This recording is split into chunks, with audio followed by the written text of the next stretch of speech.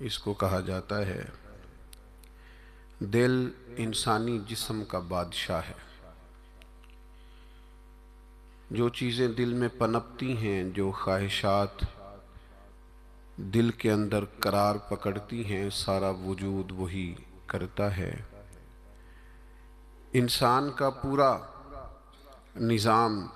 اسی دل کی فرما برداری کرتا ہے،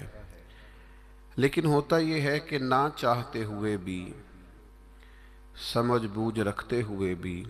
چیزوں کے مضر اثرات سے آگاہی رکھتے ہوئے بھی بعضوں کا دل ایسی چیزوں کی طرف میلان کرتا ہے جو بڑی نقصان دہ ہوتی ہے۔ انسان کے وجود کا بھی، اس کی روح کا بھی، اس کے باطن کا بھی وہ چیزیں بہت زیادہ نقصان کرتی ہیں، لیکن انسان ان سے بعض اوقات نجات نہیں حاصل کر پاتا۔ مثلا سب کو پتہ ہوتا ہے کہ ہرس، لالچ، ہوس یہ کوئی اچھی چیز نہیں۔ اللہ تعالیٰ اگر ضروریات کا رزق عطا کر دے اور ضروریات پوری ہونے لگ جائیں تو بہت اچھا ہے، لیکن نہ چاہتے ہوئے بھی بعض لوگ مال کی ہرس میں، ہوس میں، لالچ میں مبتلا ہو جاتے ہیں۔ یہ محبت دن بدن بڑھتی چلی جاتی ہے۔ وہ خود اپنے آپ سے کئی دفعہ سوال کرتے ہیں کہ یا دل تو نے تو ایک دفعہ یہ کہا تھا کہ بس میری ضروریات پوری ہونے لگ جائیں، 2 وقت کی روٹی چلنے لگ جائے، بچوں کے اخراجات نکلنے لگ جائیں، سر چھپانے کو ایک مکان مل جائے تو کافی ہے، اب تو کدھر نکل گیا؟ لیکن بہت سارا اس سے بڑھ کر اللہ نے فضل کر دیا، خواہش سے بڑھ کر عطا کر دیا، لیکن کہیں ٹھہراؤ نہیں ہو پا رہا، دل روک نہیں رہا۔ روز مال کی محبت، مال کا لالچ بڑھتا چلا جاتا ہے۔ یہ اس قدر زیادہ نقصان کرتا ہے کہ نبی کریم صلی اللہ تعالیٰ علیہ وسلم نے ارشاد فرمایا کہ دنیا کی محبت ہر گناہ کی جڑ ہے۔ یعنی لوگ سمجھتے ہیں کہ معمولی بات ہے کہ میرے دل میں مال کی محبت بیٹھ گئی ہے، لیکن یہ بڑا گہرا مرض ہے۔ بعض لوگ کہتے ہیں نا کہ یہ مرض آ جائے تو اس کی وجہ سے 70 مرض اور بھی لگ جاتے ہیں۔ تو یہ دنیا کی محبت وہ مرض ہے، مال کی محبت وہ بیماری ہے کہ جس کی وجہ سے سینکڑوں امراض پیدا ہوتے ہیں، حلال حرام کی تمیز اٹھ جاتی ہے، رشتوں کا تقدس پامال ہو جاتا ہے، بہن بھائیوں کے رشتوں میں دراڑ آ جاتی ہے۔ لوگ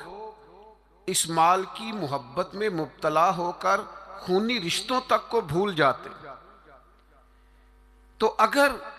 محبت کو صحیح رستہ نہ ملا، یہ محبت الہی اور محبت رسول صلی اللہ تعالیٰ علیہ وسلم کے خوبصورت عنوانات کی عادی نہ ہوئی، تو پھر یاد رکھیے گا کہ مال کی محبت تو پورے طور پر اجاڑ دے گی، اندر کو تباہ کر دے گی۔ ایک دوسری محبت بڑا نقصان کرتی ہے، وہ ہے شہرت کی محبت۔ میں چاہا جاؤں، میری شہرت ہو جائے، لوگ مجھے جانیں، کوئی ایسا طریقہ اپناؤں جس کی وجہ سے دنیا کے اندر فیمس ہو جاؤں، لوگ میرا نام لینے لگیں۔ آپ یقین کریں، سوشل میڈیا کے اوپر بڑے بڑے وزادار، بڑے بڑے باریش لوگ، بڑے بڑے اچھے اور اچھی قد و قامت اور اچھا نام رکھنے والے لوگ فقط مشہور ہونے کے لیے وہ حرکتیں کرتے پھرتے ہیں کہ کوئی بھی سنجیدہ آدمی دیکھے تو شرم سے اس کی نظر جھک جاتی۔ یہ شہرت، اس کا لالچ، یہ شہرت کی طلب اور شہرت حاصل کرنے کے لیے ایسے خطرناک طریقوں کا حصول، شہرت حاصل کرنے کے لیے ایسے کمزور اور ایسے اخلاق سے گرے ہوئے رویے کا انداز، تباہ کر دیا اس نے دنیا کو، اجاڑ کے رکھ دیا ہے لوگوں کو۔ آپ یقین کریں، اچھے بھلے سمجھدار لوگ تھے، اچھے بھلے معاملہ فہم لوگ تھے، الجھ گئے ہیں۔ ذہن بن گیا ہے کہ بس جو کچھ ہے وہ یہی شہرت ہی ہے۔ او میرے بھائیوں سنو، حضرت مولا علی شیر خدا فرماتے، مصنف ابن ابی شیبہ میں موجود ہے، حضرت مولا کائنات فرماتے ہیں اسے مبارک ہو جسے تھوڑے لوگ جانتے ہیں، وہ قابل مبارکباد ہے جس کا تعارف کم لوگوں میں، جس کو ذرا زیادہ لوگوں میں جس کی شناخت نہیں ہے۔ میرے بھائی، آپ کبھی ان لوگوں سے پوچھ کر تو دیکھو، ان سے کبھی ملاقات تو کرو جو بڑے مشہور ہو گئے، کبھی ان کی تنہائی میں ان کے پاس تو بیٹھو، ان سے پوچھو تو صحیح، اس شہرت کے سبب سے انہیں کچھ ایسے کام بھی کرنا پڑتے ہیں جو وہ کرنا نہیں چاہتے، انہیں کچھ ایسے رستوں سے بھی گزرنا پڑتا ہے جہاں سے گزرنے کا کبھی انہوں نے سوچا بھی نہ تھا۔ وہ تو چاہتے تھے کہ کوئی تنہائی ہوتی، قرآن مجید کا نسخہ ہوتا، 500 دانے والی تسبیح ہوتی، کہیں مصلے کا نور ہوتا، دل میں ہو یاد تیری گوشہ تنہائی ہو، پھر تو خلوت میں عجب انجمن آرائی ہو۔ دل چاہتا تھا، لیکن یہ شہرت، اس کی طلب، ہاں ایک بات ہے، اگر آپ شہرت چاہتے ہیں، معروف ہونا چاہتے ہیں، مشہور ہونا چاہتے ہیں، بہت سارے لوگوں میں چاہتے ہیں کہ آپ کا نام سنہری حروف سے ہو اور زیادہ لوگ آپ کو جانے پہچانے، تو قرآن مجید نے نسخہ دیا ہے، فرمایا ان الذین آمنوا وعملوا الصالحات سیجعل لهم الرحمن ودا، جو ایمان لانے کے بعد نیک عمل کرے گا رب لوگوں کے دلوں میں محبت پیدا فرما دے گا، رحمان ایسا ماحول بنا دے گا کہ ان لوگوں کے دلوں میں،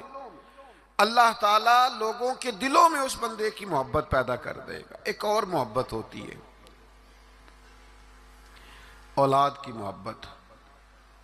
بڑی اچھی محبت ہے، ہونی چاہیے، لیکن اگر یہی اولاد شریعت کے رستے میں آنے لگے، اگر یہی اولاد اس طرح کا رویہ اختیار ہونے لگے کہ آپ کو اس کی خاطر حلال حرام کی تمیز بھولنا پڑے، یا اولاد کہیں رکاوٹ بنے شریعت کی راہ میں، تو پھر قرآن مجید نے کہا انما اموالکم و اولادکم فتنہ، پھر یہ تمہارے لیے آزمائش ہے،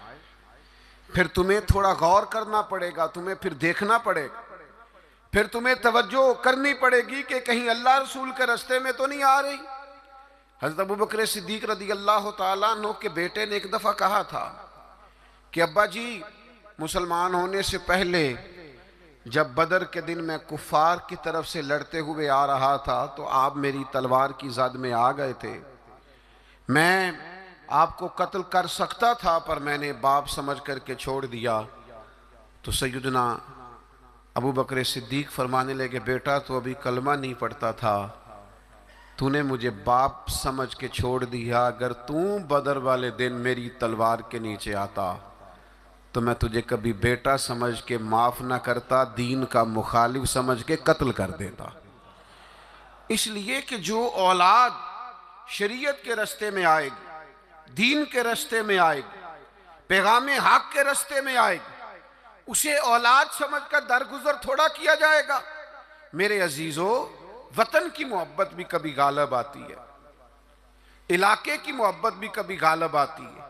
انسان جہاں پیدا ہوتا ہے، جہاں جوان ہوتا ہے، جہاں وقت گزارتا ہے، جہاں اس کے احباب ہوتے ہیں، جہاں اس کی دوستیاں ہوتی ہیں، جہاں اس کے تعلقات ہوتے ہیں، وہ محبت بھی کبھی غالب آتی ہے۔